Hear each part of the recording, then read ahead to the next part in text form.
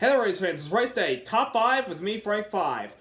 The final 4 is set. And what was a very interesting race in the desert yesterday, where one driver below the cut line needed to win to get in, and he got the job done, and he's got a shot to get his first ever championship against 3 other men who have already won a championship in this format. Number 1, Denny Hamlin overcame the adversity from Texas a week ago from getting loose off of turn 4, damaging his right front splitter, not being competitive, and falling outside the column by 20 points. Was able to rebound yesterday at ISM Raceway and capture the Bluegreen Valley 500 at ISM Raceway in the desert of Phoenix over Kyle Busch, Ryan Blaney in the 12 car, Kyle Larson in the 42, and Kevin Harvick in the 4 car. Denny Hamlin put together the race that he needed to get in. I mean, he was really strong all week long. They're saying the 11 car was fast in practice and he was going to get the job done. And he had a very good race car the entire day, staying up in the top 5. Raced his teammate Kyle Busch for a little bit, raced the 22 of Joey Logano. Then all stage 3 was his. And it looked like he was on cruise control to run away with this thing. Until with a few laps to go in the race, John Hunter Nemechek in the Front Row Motorsports 36 car hit the wall and brought out the caution, and Hamlin on the in-car onboard, United camera in his car, he was literally unhappy with that caution. He's like, no, we did not need that. So he came down and pit with everybody else, and there was literally 8 cars on the lead lap because that's how fast the 11 car was on that long green flag run. And Denny Hamlin, his crew chief, Chris Gabehart, took a big gamble on 2 tires while third on back took 4 tires, and I'm screaming, you can't take 2 tires this late in the race. If you have a bad restart, which you had a couple in the race, you're not going to win and you're not going to go to Homestead. So Denny Hamlin had to put together the restart of his life, and he did, holding off Ryan Blaney and his teammate Kyle Busch. And Kyle wasn't going to try anything on Denny because he knew he was already locked in, basically. If Denny was up front, it doesn't matter. Kyle was going to advance. And Denny's win has punched him to Homestead in what has been a career year for him and a rebound year from the disappointing 2018 season. He starts off the season winning the Daytona 500 for the late J.D. Gibbs. This whole season has been for J.D., and it would be special if Denny Hamlin were to win the championship next weekend for J.D. There's still a lot of racing left next week until we determine that. Number 2, Kyle Busch, who was on the pole for this race and had a good car in practice, and looked like that he was also going to run away with the win, but the 11 car was obviously better than the 18. The 18 basically like, we just got to outpoint the 22 of Joey Logano, and that's what they did in stage 1, and, well, sort of stage 2, he finished behind Joey, but he had a much better car in the longer runs than the 22 did, and he was able to put together a good finish. But Kyle Busch still has not won since Pocono in June, so even though he made the final 4, anybody can win, but I'm not sure about Kyle Busch because I haven't seen the Kyle Busch I saw earlier this year when he was getting top 5s, top 10s, and wins. He's had top 5s and top 10s lately, but have they been race-winning cars? Not really. They've just been top 5, top 10 cars, so we'll see what happens. Number 3, Joey Logano's chance to go back-to-back championships has come to an end, sadly. I mean, Joey Logano in the race had a really good car, and he won stage 2. He looked like he was going to be running away with the entire thing until late after a caution, which y'all talk about what that caution was later.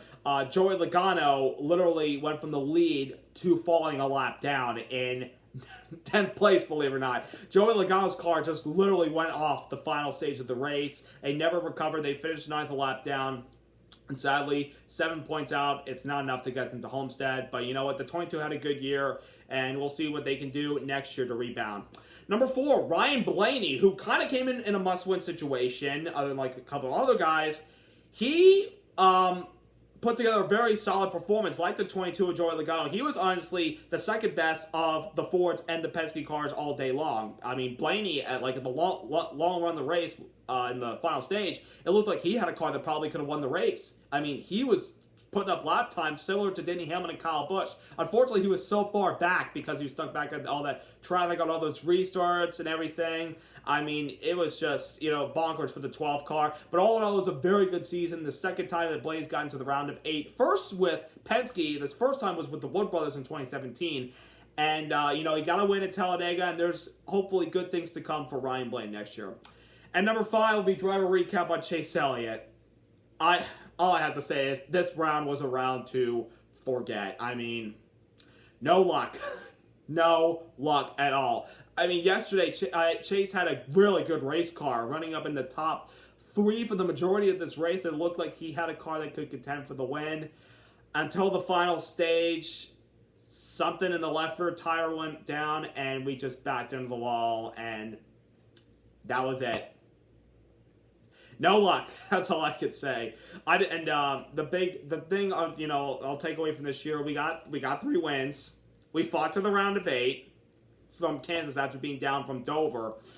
And, I got to seeing Chase win for the first time live at a track, and it was at the Roval this year. He won Talladega, and he won again at Watkins Glen, so people book your tickets for the Glen next year. People book your tickets for the Roval because he's obviously good at that as well. It's been a good year for Chase. Just there's been a lot of ups and downs. But the big goal for us next week, because I want to finish in the top 10 in points, and I'll call it a good season. We're 1 point out behind Clint Boyer. Hopefully we outpoint him next weekend at Homestead and come away with a top 5, top 10. Who knows? We could win, honestly. But, we made the playoffs. We got to the round of 8. And then after that, just no luck. So, hopefully next year Chase Elliott can finally put himself in the championship 4. So next week is the last race of the season. I know that breaks your heart. It's the last race of the year. Nobody wants to hear that. But sadly, it's going to be the last race until we hit the tracks at Daytona in February. So who will come out on top in this championship 4? 3 drivers, Truex, Harvick, Kyle Busch, racing Denny Hamlin, who has never won a championship. Those 4 will be battling it out for the title next week. Who will come out on top?